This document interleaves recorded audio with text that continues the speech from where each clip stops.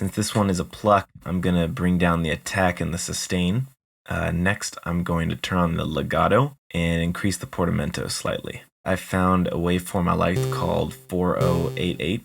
I'm going to turn it down an octave since I want this to be a bassy pluck. I'm going to increase the unison to 3 and put the detune around here. Now I'll add in the noise oscillator, turn on one-shot mode.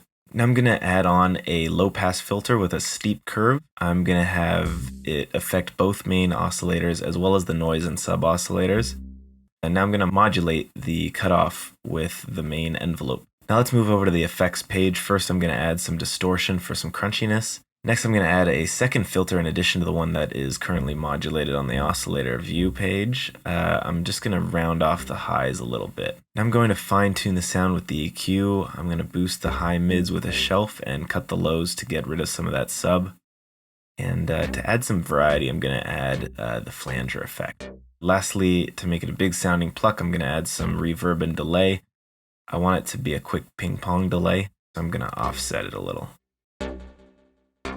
To give it a last bit of detuned variety, I'm going to add a very slight LFO to the tuning of the oscillator so that it changes slightly over time. Lastly, I'm going to create some macros. Let's create an easy washout effect. I'm going to assign this macro to the wetness knob of the reverb and of the delay. And now I'll add it on to the low frequency of the EQ so that we gradually remove more of the lows. And now you can easily wash out the sound using this knob. Next, I'm going to make a hyperdimension macro. For this, I'm just going to turn on the hyperdimension effect and map the macro to the wetness of both. You can decide whether you like it better with the effect on or off, but I'm just going to put it on there as an option.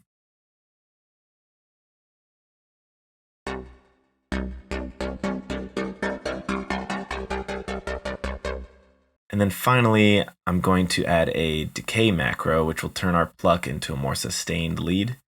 I'll add the macro to the decay of the envelope, as well as to the resonance of the filter, which I think will sound cool.